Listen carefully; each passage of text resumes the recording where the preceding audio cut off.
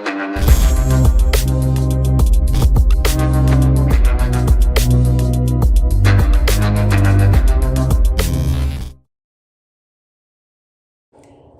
दोस्तों, नमस्कार। मैं मितुल पारेख एक और बार आपका मनी मैप में स्वागत करता हूं। उम्मीद है आप सब लोग ठीक होंगे और आपने मेरे सारे वीडियोस को अच्छे से देखा होगा।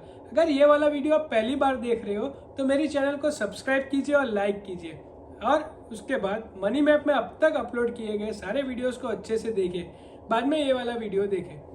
तो आज हम यहाँ पे बात करेंगे इग्नोरेंस वाले पार्ट की। इग्नोरेंस वाला पार्ट यानी आप सब लोग सोच रहे होंगे मैं क्या बोल रहा हूँ, पर ये बहुत सही चीज़ है। जैसे आप अपनी डे टू डे लाइफ में व्यस्त होते जाएंगे और वहाँ पे आप इन्वेस्टमेंट करोगे तो आप इतनी हड़बड़ी में होंगे कि ये छोटी छोटी चीज़ों को आप इग्नोर करोगे। आप जानते होंगे कि आपको यहाँ पे लॉस हो रहा है, पर उसको भी इग्नोर करके आगे बढ़ जाएंगे।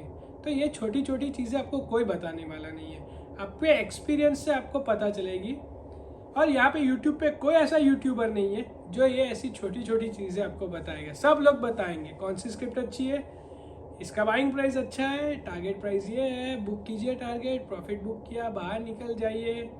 या तो कोई म्यूचुअल फंड की अच्छी स्कीम समझा रहा होगा, उसकी NAVs के बारे में बताएगा, उसके परफॉर्मेंस के बारे में बताएगा, पर ऐसी छोटी छोटी इग्नोरेंस वाली चीज़ कोई नहीं बताएगा। ऐसी ही इग्नोरेंस वाली चीज़ों को हम यहाँ पे देखेंगे, और उसमें सबसे पहली चीज़ है सेविंग्स अकाउंट को मेंटेन करना। अब सब लोग को तो पता होगा कि यार बहुत इजी है सेविंग्स अकाउंट को मेंटेन करना, मैं करता ही हूँ, अब तक मेंटेन किया है, ये है वो है XYZ। पर सेविंग्स अकाउंट को मेंटेन करने का तरीका अलग होता है, और वो तरीके से चलने में आपको समय लगेगा। जैसे जैसे आप उसको अपनी लाइफ का पार्ट बनाते जाओगे, धीरे से एक समय बाद वो एक डेली रूटीन का पार्ट बन जाएगा, और फिर आपको ये हेक्टिक चीज़ें नहीं लगेंगी, आपके लिए वो बहुत इजी हो जाएगी। तो चलिए देखते हैं सेविंग्स अकाउंट कैसे मेंटेन करना है। सबसे पहले हमें एक सेविंग्स अकाउंट ऐसे रखना है जिसमें हम अपना डे टू डे लाइफ की एक्टिविटी के लिए यूज़ करने वाले पैसों को डालेंगे, या यहाँ से वहाँ से पैसे निकालेंगे, या तो ऑनलाइन ट्रांजेक्शन वहीं से करेंगे। और दूसरा एक सेविंग्स अकाउंट ऐसा बनाना है जो सिर्फ इन्वेस्टमेंट के लिए हो। क्यों? जब आप कहीं पे इन्वेस्टमेंट करोगे, आपका वो वाला सेविंग्स अकाउंट वहाँ पे मैंडेट हो जाएगा। मैंडेट होगा यानी उसके ऊपर मिलने वाला प्रॉफिट, वहाँ से अगर आप पैसे विड्रॉल कर रहे हो, आपको डिविडेंड आ रहा है या आपको कोई इंटरेस्ट आ रहा है, वो सारा पैसा वही सेविंग्स अकाउंट में आएगा।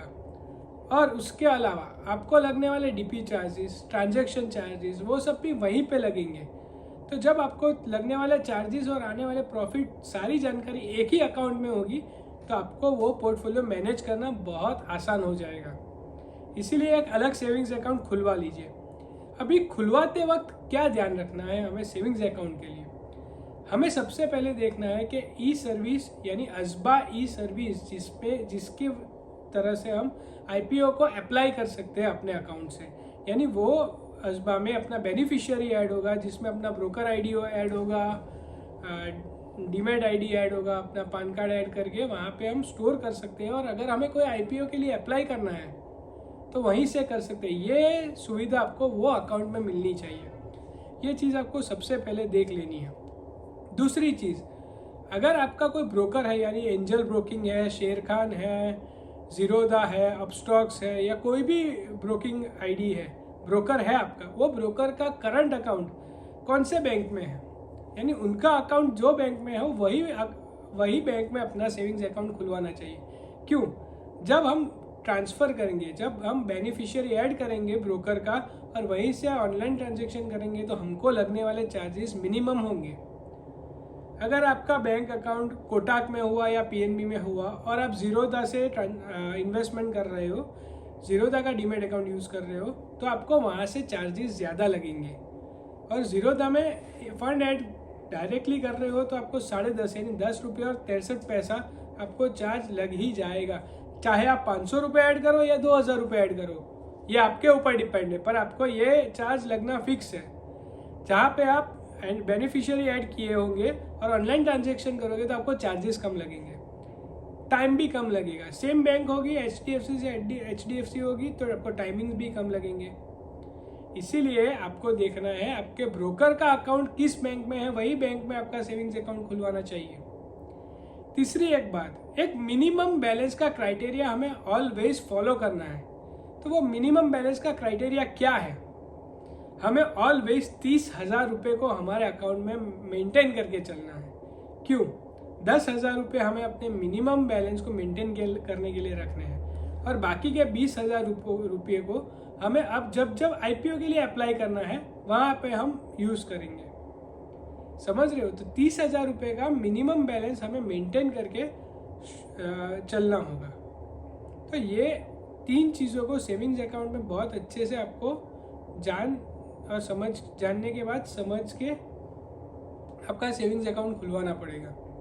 तो इसी तरह आपको अपना सेविंग्स अकाउंट बहुत अच्छी तरह मेंटेन करना होगा और जहाँ पे भी आप अकाउंट ओपन करवा रहे हो वहाँ पे ये 3 पॉइंट्स को आपको अच्छी तरह चेक कर लेना पड़ेगा। ऐसे ही कई इग्नोरेंस वाली बातें जो मैं अगले वीडियो में आपको बताऊंगा प्रॉफिट बुकिंग के बारे में। तो अगले वीडियो में फिर से मिलते हैं। तब तक के लिए ये सेशन मैं आज एंड करना चाहता हूँ। Thank you. लाइक कीजिए, शेयर कीजिए और सब्सक्राइब कीजिए।